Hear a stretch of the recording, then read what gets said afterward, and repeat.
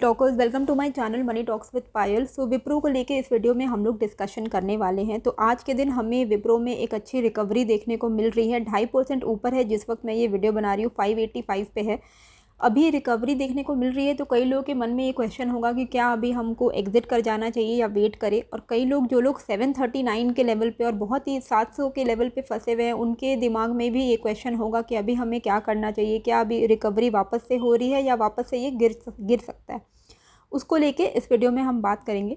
तो विप्रो को अगर आपको याद होगा, 3 वीक पहले 9 फेब को मैंने वीडियो बनाया था विप्रो के ऊपर, जहाँ पे मैंने सपोर्ट बताया था 537 का। 9 फरवरी को मैंने 537 का सपोर्ट बताया था और एकदम एग्जैक्टली अगर हम देखें उसके बाद 537 का ही इसने लो बनाया है फरवरी 24 को, और वहीं से वापस से इसमें पुल बैक आया। मुझे भी नहीं पता था कि एग्जैक्टली मतलब जैसा बोलूँगी एकदम सेम टू सेम 1 रुपया ऊपर नीचे नहीं होगा। ये तो मेरे लिए भी थोड़ा बहुत ही मतलब शॉकिंग है। लेकिन 537 जो मैंने सपोर्ट बताया था, उसी सपोर्ट बहुत अच्छे से वो सपोर्ट प्ले आउट हुआ है। फरवरी 24 को एग्जैक्टली 537 का सपोर्ट लेके वापस से स्टॉक में एक अच्छी मूवमेंट आ गई थी। एक दिन में 4.12% वो फॉल हो गई थी और तब से अब अभी तक में ये 584 का हाई इसने 1 महीने के अंदर अंदर बना लिया है। अगर हम इसका डेली चार्ट के हिसाब से देखते हैं तो अभी देखो 73 का RSI है, MACD बुलिश क्रॉसओवर में है, अभी बहुत अच्छे एक ट्रेंड में चल रही है। तो बुलिश ट्रेंड में है। अगर आप अभी ट्रेडिंग करने के लिए भी सोच रहे हो तो भी एक अच्छा मौका है विप्रो में, क्योंकि बुलिश ट्रेंड में है। अगर हम ईयरली चार्ट में भी देखते हैं तो ईयरली चार्ट में क्या है कि ईयरली चार्ट के हिसाब से भी थोड़ी न्यूट्रल ट्रेंड में है। और अभी 200 डेमा जो है 615 वो एक काफ़ी ज़्यादा इंपॉर्टेंट लेवल हो जाता है। अभी ये अच्छे मूवमेंट में है। अभी इसी ट्रेंड को अगर ये कंटिन्यू रख पाती है तो सबसे पहला टारगेट होगा 615 का। 615 के बाद 2 चीज़ हो सकता है, या तो वो इस लेवल को क्रॉस कर जाए या तो यहाँ से ये वापस से नीचे की तरफ आ जाए। क्रॉस कर जाती है तो 683 का नेक्स्ट लेवल इसका रहेगा, जो आपको नियर टर्म में जाता हुआ देखने को मिल सकता है।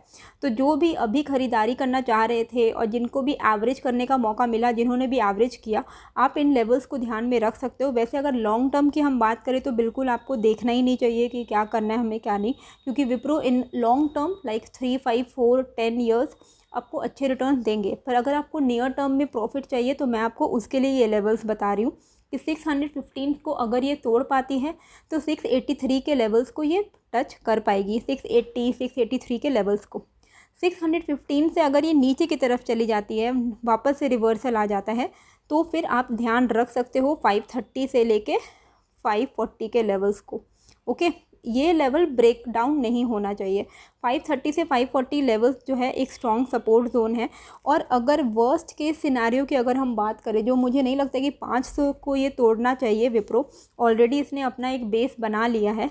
तो फिर भी अगर आगे जाके बहुत समझ लो ग्लोबल सिनारियो बहुत ख़राब हो जाते हैं या कुछ, तो 500 के नीचे अगर ये जाती है तो 485 का सबसे इम्पॉर्टेंट सपोर्ट रहेगा। लेकिन 485 अभी बहुत दूर का टारगेट है अभी नियर टर्म में, तो ये बुलिश रहने वाली। तो नियर टर्म में आप 615 पे फोकस करिए एंड देन 680 पे फोकस करिए और नीचे के लेवल्स पे 540 पे फोकस करिए। ये 3 लेवल्स पे आप फोकस कर सकते हो विप्रो में।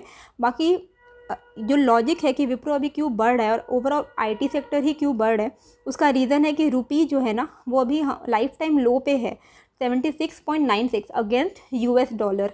तो इससे क्या होता है, IT में मेजरली जितने भी IT कंपनीज़ होते हैं, जैसे मैं खुद एक IT जाइंट में काम करती हूँ, तो हमारे जो क्लाइंट्स होते हैं वो बेसिकली US, UK इनके क्लाइंट्स होते हैं। हमारे जो क्लाइंट होते हैं, हम लोग जो सर्विस है वो आउटसोर्स करते हैं। तो जितनी भी कंपनीज़ जो सर्विसेज आउटसोर्स कर रही हैं, जितने भी एक्सपोर्टर्स हैं, उनको जो पेमेंट है डॉलर्स में मिलते हैं। तो डॉलर, अगर आपको डॉलर में पेमेंट मिल रहा है तो उस हिसाब से तो आप प्रॉफिट में हो ना, वो आपके लिए बहुत अच्छा काम करेगा। ओके, तो economically it is not very good. Rupee का लाइफ टाइम लो, रुपी को वीक होना, रुपी का कमज़ोर होना अच्छा नहीं है। लेकिन IT सेक्टर्स के लिए ये एकदम एक्चुअली आशीर्वाद का काम कर रहा है, क्योंकि पेमेंट डॉलर में आ रहा है। तो उस हिसाब से इनको काफ़ी ज़्यादा इनके मार्जिन इंप्रूव होते हैं, पॉजिटिवली मार्जिन इम्पैक्ट होता है इनका। ओके, तो इसीलिए ओवरऑल IT सेक्टर के लिए ये अच्छा एक मतलब एक अच्छे तरीके से ये प्ले आउट कर रहा है। तो यही एक रीज़न है कि क्यों आज TCS टॉप गेनर में है, विप्रो क्यों बढ़ रहा है, यही रीज़न है। ओके। बाकी अगर हम कल के दिन की बात करें तो कल के दिन 7 मार्च को चंदन तपारिया ने विप्रो का इमीडिएट टारगेट प्राइस दिया था 606 रुपीज़ का, 606 रुपये का। मैंने भी आपको बताया है कि जो लेवल्स अभी आपको मैंने बताया कि 615 रुपये का अगर ये तोड़ती है तो ऊपर की तरफ जा सकती है। तो इमीडिएट टारगेट 615 के आसपास, 606, 610 इन लेवल्स पे आप नोटिस कर सकते हो। ओवरऑल पीई रेशियो की अगर हम बात करें, after so much of correction बहुत अच्छे वैल्यूएशन पे विप्रो अभी भी आपको मिल रही है। सेक्टर का जो पीई है वो 36 के आसपास है, वहीं इसका पीई 26 के आसपास आ चुका है, फेयरली वैल्यूड हो चुकी है। और साथ ही बोनस भी ये देते रहती है, काफ़ी इसका जो बोनस हिस्ट्री है काफ़ी अच्छा है और लो बीटा स्टॉक है, बहुत ज़्यादा वोलाटाइल है नहीं। और थर्ड रैंक में आती है, सबसे पहले TCS, second Infosys and third is Wipro. तो ऐसे तीनों स्टॉक बहुत अच्छे हैं लॉन्ग टर्म के लिए, बिल्कुल भी कभी गिरता भी है तो ऐसे स्टॉक्स में आपको घबराना नहीं चाहिए।